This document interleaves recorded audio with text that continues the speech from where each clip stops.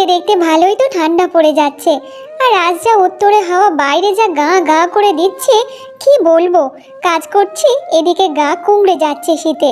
এত হাওয়া বইলে তা গা তো কুমড়াবে বলো তো। হ্যাঁ গিন্নি, তুমি ঠিকই বলেছো। আমিও দেখছিলাম, যখন ঘুম থেকে উঠেছি তখন থেকে ভালোই বেশ যেন ঠান্ডা ঠান্ডা লাগছে। মনে হচ্ছে যেন কাজকর্ম না গিয়ে বাড়িতে কাঁথা মুড়িয়ে দিয়ে যেন শুয়েই থাকি। হ্যাঁ হ্যাঁ, একদম ঠিকই বলেছো। এখন তো তেমন ভাবে ঠান্ডা পড়লো না। আর যখন ঠান্ডা পড়বে তখন কি করবে বলো তো। মনে হচ্ছে তো এক পাও বাড়ির বাইরে রাখবে না। এখন শুধু উত্তরে হাওয়া বইছে। আর যখন ভালোভাবে জাঁক দিয়ে ঠান্ডা পড়বে তখন কি করবে বলো তো। কাজকর্ম কি সব মাথায় তুলে দেবে নাকি?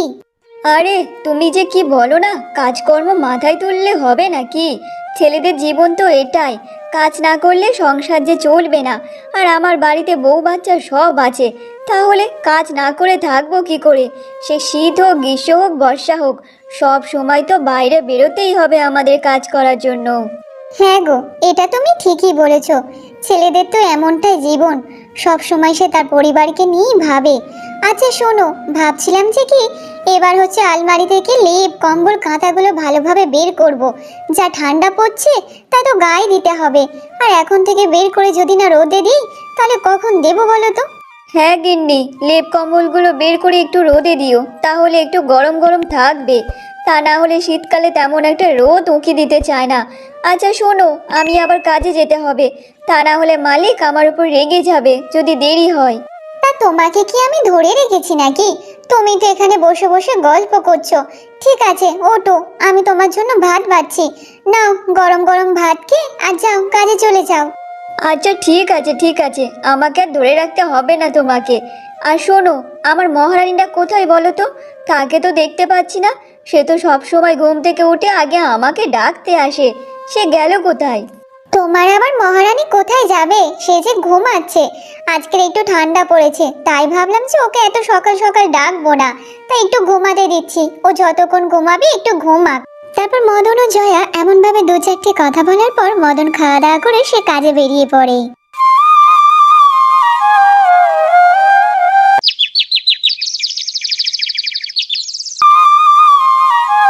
দিদি শুনেছো? খবরে তো দেখছিলাম এই বছর নাকি ঠান্ডা ভালো জেঁকে বসবে। আর দেখতে পাচ্ছ না যে কেমন ঠান্ডার আবহাওয়া দিচ্ছে। আমার তো মনে হচ্ছে এইবার মনে হয় স্বর্গের টিকিট কাটতে হবে এই ঠান্ডার মধ্যে। দূর, এইসব যে কি বলিস না তুই। টিকিট কাটতে হবে মানে কি? যদি আমাদের মতো বয়স মানুষদের টিকিট কাটতে হয়, তাহলে বয়স্ক মানুষদের কি হবে বলতো? আর দেখ, এখন তো তেমন ভালোভাবে ঠান্ডা পড়েনি, তবে উত্তরে হাওয়া ভালোই বইছে। মনে হচ্ছে তো পরবর্তীকালে ঠান্ডা ভালোই পড়বে। তবে জানো দিদি, ওই মোড়লদের বুড়িটার একে তো শরীর খারাপ, আর যদি জেগে ঠান্ডা পড়ে তাহলে কি হবে বলো তো? আর তো দেখতেই হবে না মনে হয়। হ্যাঁ রে, দেখেছি। মোড়লদের বুড়িটা খুবই কষ্ট পাচ্ছে। সত্যি দেখলেও মায়া লাগে। তো এসব কথা বাদ দে তো। বল, আজকে কি রান্না বান্না করলি বলতো? তোমার ভাই কালকে শীতের সবজি নিয়ে এসেছিল। আর এখন শীতের প্রথম সবজি, কার না ভালো লাগবে বলো তো? সবারই ভালো লাগবে। তাই শীতের বাঁধাকপি দিয়ে ভালোভাবে একটা ঘন্ট করেছি। আর তার সাথে একটু মাছের মাথা দিয়েছি। উফ, যা জমে গেছে না দিদি, কি বলবো। তা বাঁধাকপির সাথে মাছের মাথা পড়লে সেটা কি খারাপ লাগে বল? একদম তো জমে ক্ষীর হয়ে যাবে রে। খুব ভালো করেছিস। আর জানিস তো, এখনো পর্যন্ত আমাদের বাড়িতে শীতের কোনো সবজি আসেনি, তাই খেতেও পারিনি। দেখি তোর দাদা কবে শীতের সবজি নিয়ে আসে, তারপর আবার রান্না করব। আচ্ছা দিদি, চলো না একদিন আমরা গ্রামের সব মেয়ে বউরা মিলে একদিন পিকনিক করা হয়। আর এই শীতের রাতে যদি পিকনিক করা হয়, কেমন লাগবে বলো তো? হ্যাঁ রে, এটা তুই মন্দ বলিসনি। সে কোন ছোটবেলায় আমরা কতজন মিলে একসাথে বসে পিকনিক করতাম, কত আনন্দ হতো। আর যখন থেকে সংসার জীবনে ঢুকেছি, পিকনিক বলে আর কিছুই হয় না আমাদের জীবনে। শুধু ঘর সংসার সামলাও। ঠিক আছে, একটা কাজ কর, তাহলে সবাইকে জিজ্ঞাসা কর যারা যারা পিকনিক করতে চাইবে, তাহলে সবাই মিলে একসাথে মিলে পিকনিক করব, খুব মজা হবে রে। ঠিক আছে দিদি, তাহলে আমি তোমাকে বলে দেব। আচ্ছা শোন রে, এমন ভাবে বসে বসে তোর সাথে গল্প করলে তাহলে আমার আর কাজ এগোবে না। আমি তাড়াতাড়ি কেচে কুচে বাড়িতে যাই রে। আবার লেপ কম্বলগুলো আমাকে রোদে দিতে হবে, বুঝেছিস? জয়া জামা কাপড়গুলো কেচে নিয়ে সে বাড়িতে চলে যায়। দেখতে দেখতে এমন ভাবে বেশ কিছুদিন কেটে যায়। তবে জয়ার মেয়ে কুসুম সে একদিন তার কাকিমাদের বাড়িতে ছিল। আচ্ছা কাকি, তোমাদের বাড়িতে এটা কি হয়েছে গো? এত সুন্দর ফুলের মতো দেখছে, আমি তো কখনো দেখিনি কাকি। এটা কি বলে? আরে পটি, ওটা তো ফুলকপি রে, ফুলকপি। তোর কাকার ফুলকপিগুলো চাষ করেছে, বুঝেছিস তো? আর আমাদের ওই ফুলকপিগুলো বাজারে বিক্রি করা হয়। ওই ফুলকপি খেতে যে অনেক সুস্বাদু। কেন, তোদের বাড়িতে এখনো কেউ ফুলকপি আনেনি নাকি? না কাকি, এখনো বাবা এই ফুলের মতো এটা নিয়ে আসেনি। তবে হ্যাঁ, এ তো দেখতে খুবই সুন্দর। আমি আজকে গিয়ে বাবাকে বলবো যেন এটা বাজার থেকে কিনে আনে, আমি খাবো। আচ্ছা কাকি, এই ফুলটা খেতে কেমন বলো তো? তোমরা খেয়েছিলে তো? শীতের সবজি হচ্ছে ফুলকপি, তা ফুলকপি ভালো লাগবে না খেতে কি বলতো? এটা একমাত্র শীতকালে পাওয়া যায়, আর আমাদের চাষের সবজি আমরা তো সব সময় খাই। খেতে তো খুবই সুস্বাদু। আর হ্যাঁ, তোর বাবার বলে দেখ, তোর বাবা এই ফুলকপি আনতে পারে কিনা। এখন বাজারে যা দাম দিচ্ছে ফুলকপির, আমার তো মনে হয় না এই জন্মে আর খেতে পারবি ফুলকপি। যা দাম দিচ্ছে রে বাবা। মা মা, তুমি একটা কাজ করো না, তুমি পটিকে একটা ফুলকপি দিয়ে দাও না। আমাদের চাষের একটা ফুলকপি ওরা খাবে, তাহলে ওরা খেয়ে দেখবে কেমন লাগে না লাগে। আর এমনিতে পটি তো কখনো ফুলকপি খায়নি, তাহলে ও খেতে পারবে।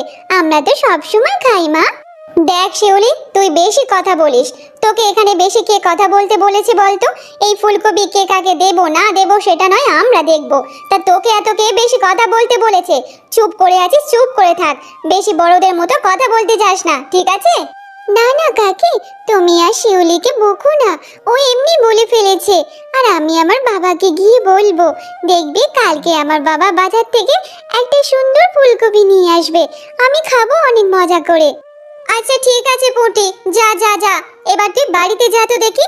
এই দুপুরবেলা হয়ে গেছে, এবার যে আমি আমার মেয়েকে খাওয়াবো। যা তো যা, এবার তুই বাড়িতে গিয়ে ভাত টাত খা তো দেখি। তারপর পুটি সে তার নিজের বাড়িতে চলে যায়। দুপুরবেলা জয়া তার মেয়ে পুটিকে খাওয়াতে বসে, আর তখন পুটি তার মাকে বলতে থাকে, মা মা, আজ আমি দেখেছি কাকিদের বাড়িতে কত সুন্দর সুন্দর ফুলকপি হয়েছে, আর কত সুন্দর ফুলের মতো দেখতে। মা, আমার যে ফুলকপি খেতে খুব মন চাইছে। তুমি বাবাকে বলো না একটা বাজার থেকে ফুলকপি আনতে, আর তুমি ওটা রান্না করবে। আমি খুব মজা করে খাবো মা। বাবা, আমার মেয়ের যে ফুলকপি খেতে খুব মন চাইছে। ঠিক আছে রে মা, তোর বাবাকে আসতে দে। যখন কাজে থেকে আসবে আর বলবো কালকে একটু বাজার থেকে ফুলকপি আনতে, আমি তোকে ভালোভাবে সুন্দরভাবে রান্না করে দেব, ঠিক আছে? হ্যাঁ মা, আমি তো ফুলকপি আজকে প্রথম দেখেছি, কিন্তু কখনো খাইনি। তবে তুমি কখনো ফুলকপি খেয়েছো মা? হ্যাঁ রে মা, আমি অনেকবার ফুলকপি খেয়েছি। যখন আমি আমার বাড়িতে ছিলাম তখন তোর দাদু ফুলকপি চাষ করতো, আর আমরা তো এই ফুলকপি তোলার জন্যই যেতাম মাঠেতে। খুব মজা হতো জানিস তো। এখন আর তেমন এইসব হয় না, তোর বাবার তো মাঠ টাট কিছুই নেই, আর কোথায় চাষ টাস করবে বলতো? সেই কারণে তো আমরা চাষবাস কিছুই করি না, ওই তোর লোকের আন্ডারে শুধু কাজ করে তোর বাবা। জানো তো মা, কাকি বলছিল ফুলকপি নাকি অনেক দাম, তাই বাজারে নাকি ওই ফুলকপি আমার বাবা কিনতে পারবে না। আচ্ছা মা, ফুলকপির এত দাম, তাই জন্য বাবা কি কখনোই ফুলকপি আমাদেরকে খাওয়াবে না বলো তো? হ্যাঁ রে মা, আমারও মনে হয় বাজারে ফুলকপির দাম যে আগুন, কারণ শীতের প্রথম সবজি, তো দাম তো আগুন থাকবে। ঠিক আছে, তুই চিন্তা করিস না, তোর বাবাকে একবার আসতে দে, আমি অবশ্যই তোর জন্য একটা ছোট্ট ফুলকপি এনে দিতে বলবো। তবে মা, বাবা যদি ফুলকপি না আনতে পারে ঠিক আছে, তবে আমাদের কাকাদের বাড়ি থেকে একটা ফুলকপি আনতে বলো না। কাকারা তো অনেক ফুলকপি চাষ করেছে, সেখান থেকে যদি আমাদের একটা ফুলকপি খেতে দেয় তাতে তো কোনো ক্ষতি হবে না, কারণ অনেক ফুলকপি আছে। আচ্ছা ঠিক আছে, ওসব পরে দেখা যাবে। এখন চুপচাপ মুখ বন্ধ করে খেয়ে নে তো। এত যদি খাওয়ার সময় কথা বলিস তাহলে ভাতটা কখন খাবি বলতো? আজকে তো মনে হয় না যে খেতে আর উঠতে পারবি। ঠিক আছে মা, ঠিক আছে, আমি খেয়ে নিচ্ছি। সব সময় তুমি আমাকে বকতে থাকো। তুমি পচা, আমার বাবা আমায় খুব ভালো, আমাকে খুব ভালোবাসে। তুমি পচা মা, পচা। পরদিন দুপুরবেলা মদন কাজে থেকে বাড়িতে ফিরে আসে, আর তখন মদনকে জিজ্ঞাসা করে জয়া, কি গো, কাল রাতে তো তোমাকে বলেছিলাম যে আজকে বাজার থেকে আসার সময় একটা ফুলকপি নিয়ে আসতে। কি গো, তুমি কোনো ফুলকপি টুলকপি কিছুই আনোনি নাকি? তোমার মেয়ে তো বায়না ধরেছে সে যে ফুলকপি খাবে, এখনো পর্যন্ত সে ফুলকপি স্বাদ দেখলো না। তাহলে তুমি ফুলকপি আনোনি নাকি? আরে গিন্নি, তোমাকে কি বলি বলো তো, ফুলকপি যে বাজারে হাত লাগানো যাচ্ছে না। আগুন দাম, আগুন আগুন, কি দাম রে বাবা ফুলকপির। আর কি করে কিনে আনি বলো তো? জানোই তো আমাদের অভাবের সংসার, আর ফুলকপি কিভাবে আনবো এত দাম দিয়ে বলো তো? এবার আমি তোমার মেয়েকে কি করে সামলাবো তুমি বলো তো? সে কাল ওর কাকাদের বাড়ি থেকে দেখে এসেছে ফুলকপি, আর সেখান থেকে বায়না ধরেছে ফুলকপি খাবে ফুলকপি খাবে, আর তুমি যে কিনে নিয়ে আসোনি। এবার তোমার মেয়েকে সামলানো আমার পক্ষে আর সম্ভব না। আর তোমাকে কি বলবো, তোমার তো কোনো দোষ নেই, ফুলকপির এত দাম যে আমাদের কেনার মতো ক্ষমতা নেই। আচ্ছা শোনো গিন্নি, একটু তুমি মেয়েকে বুঝিয়ে নাও, বলো না যে ফুলকপির দাম একটু কমে গেলে আমি অবশ্যই কিনে নিয়ে আসবো। অত চিন্তা করার কারণ নেই, একটু অপেক্ষা করতে বলো, গরিবের অভাবের সংসার যে। আচ্ছা শোনো, তোমার মেয়েকে সামলাতে পারবো কি পারবো না সেটা আমি জানি না। তার চেয়ে বরং একটা কাজ করি, একবার তোমার ভাইয়ের বাড়িতে যাই, গিয়ে একটা ছোট্ট ফুলকপি নিয়ে আসি। দেখি ওরা যদি একটা ফুলকপি দেয়, তাহলে সেই ফুলকপি দিয়ে একটা ভালোভাবে রান্না করে দেব। তোমার মেয়ে অনেক খুশি হবে, বুঝেছো? হ্যাঁ হ্যাঁ গিন্নি, তুমি এটা বেশ মন্দ বলনি। যাও যাও, তুমি একবার সুজয়দের বাড়ি থেকে একটা ফুলকপি চেয়ে নিয়ে আসো, বলো আমি চেয়েছি। তারপর জয়া তার ছোট যাদের বাড়িতে যায়। আচ্ছা ছোট, শোন না, তোরা তো ফুলকপি চাষ করেছিস, আর আমার মেয়েটা কালকে তোদের বাড়ি থেকে ঘুরে গিয়ে সে ফুলকপি খাবে বলে বায়না করছে। আর বাজারে যা ফুলকপির দাম, সেইখানে তোর দাদা ফুলকপি কিনে আনতে পারেনি। জানিস তো অভাবের সংসার। তা দে না রে, তোদের একটা এখান থেকে একটা ফুলকপি দে না রে, আজকে রান্না করে আমি মেয়েটাকে খাওয়াতে পারবো। দেখো দিদি, তোমাকে কি বলি বলো তো, এই ফুলকপি যে আমরা তোমাকে দিতে পারবো না। আর জানোই তো ফুলকপি বাজারে এখন ভালোই দাম, আর একটা ফুলকপি যদি তোমাকে দিয়ে দিই, জানো কত টাকা লস হবে আমাদের। না না, আমরা ফুলকপি দিতে পারবো না। দেখ ছোট, তুই তো আমাদের নিজেদের বাড়ির লোক, তাহলে এমন ভাবে কেন বলছিস বলতো? একটা ফুলকপি দিবি বলে এতটাই তোদের লস হয়ে যাবে? আর দেখ, পুঁটি তো তোর মেয়ের মতো, তাহলে ওর মুখ চেয়ে একবার দিতে পারবি না বলতো? দেখো দিদি, একটা কথা বলছি, কিছু মনে করো না। যে জিনিসটা তোমাদের কেনার মতো ক্ষমতা নেই, তাহলে সেই জিনিসটা খাওয়ার জন্য জিভ লম্বা কেন হয়ে যায় বলো তো দেখি? ছোট, একটা ফুলকপির জন্য তুই আমাকে এত বড় বড় কথা শোনাচ্ছিস? জানিস তো আমাদের অভাবের সংসার, দিন আনে তো দিন খায়। আর তোরা ফুলকপি চাষ করেছিস, একটা চাইতে এসেছি তোদের চাষের সবজি, তাতে তোরা দিবি দিবি না দিবি না দিবি, কিন্তু এমন ভাবে কথা শোনাচ্ছিস। দেখো দিদি, চাইতে বা এসেছো কেন? তোমাদের তো একটু লজ্জা থাকা দরকার যে কোন মুখে আমাদের কাছে চাইতে এসেছো। আর এমনিতে এই ফুলকপি তোমাদের থেকে দাওয়াত থেকে আমরা বাজারে বিক্রি করব, তাও অনেক ভালো। তোমাদের মতো মানুষদের কাছে এই ফুলকপি দেবো না। ফ্রিতে খাওয়ার খুব শখ, তাই না? হ্যাঁ রে ছোট, ঠিকই বলেছিস, ভুলটা হচ্ছে আমাদের যে তোদের কাছ থেকে একটা ফুলকপি চাইতে এসেছি। সব থেকে বড় কথা, আমরা তোদের নিজের মনে করি, কিন্তু তুই আমাদের নিজের মনে করিস না। যাদের টাকা আছে তাদের কাছে তোরা যাস, আর যাদের টাকা নেই তাদেরকে তোরা চিনিস না, সে যতই আপন কেউ হোক না কেন, তাই না? ঠিক আছে, আমি চলে যাচ্ছি, তবে সময় সবারই আসে। আজকে হয়তো আমরা খেতে পাচ্ছি না, অবশ্য একদিন কিনে খাবো। দেখো দিদি, ফুলকপির যা দাম দিচ্ছে বাজারে, আমার তো মনে হয় না যে তোমরা এই বছর এই ফুলকপি খেতে পারবে। দেখো খেতে পারো কি পারো না, স্বপ্ন দেখো যে স্বপ্নের মধ্যে খাচ্ছ, তাহলে খাওয়া হয়ে যাবে, বুঝেছো? তোমরা এই ছাড়া তো আর দেখতেই পারবে না, কখনো খাওয়ার মতো তোমাদের ক্ষমতাই হবে না। তবে ছোট, একটা কথা বলে যাচ্ছি, এত বেশি অহংকার ভালো না। আর বেশি যারা অহংকার করেছে তাদের পতন অবশ্যই ভালোভাবে হয়েছে। চিন্তা করিস না, তোরও পতন হবে, সময় ঘনিয়ে আসছে তোর। এত অহংকার ভালো না রে ছোট। তারপর জয়া মনমরা হয়ে সে বাড়িতে চলে যায়। মা মা, তাড়াতাড়ি চলো, আমাকে খেতে দেবে চলো, আমার যে খুব জোরে খিদে পেয়েছে। আজকে যে তুমি ফুলকপি রান্না করেছো, তুমি তো বলেছিলে আজকে রান্না করবে, তাহলে চলো চলো মা, আমি খেতে চাই। পুঁটি, সবসময় খাই খাই কেন রে? এত খাস তবু যেন হয় না নাকি? এবার থেকে দেখে শুনে খাবি, তোর বাবা যেমন রোজগার আছে তেমন দেখে খাবি, বুঝেছিস? আর ফুলকপি তোর বাবা কিনে আনেনি, কারণ ফুলকপি বাজারে অনেক দাম আছে, তাই আমাদের খাওয়ার মতো কোনো ক্ষমতা নেই। যেদিন ক্ষমতা হবে সেদিন তোকে ফুলকপি রান্না করে খাওয়াবো। আর কোনোদিন যদি ফুলকপির কথা বলিস না, একদম মেরে এখানে বসিয়ে রাখবো। মা, তুমি এমন ভাবে কেন বলছো? আমি এমন কি বলেছি মা? আমি তো শুধু একটু খেতে চেয়েছি। তাহলে তুমি এমন ভাবে কেন বকাবকি করছো বলো তো? আরে গিন্নি, তুমি এমন ভাবে মেয়েটাকে কেন বলছো বলো তো? এতক্ষণ আগে তো তুমি ঠিকই ছিলে। তাহলে তাহলে এখন আবার তোমার কি হয়ে গেল?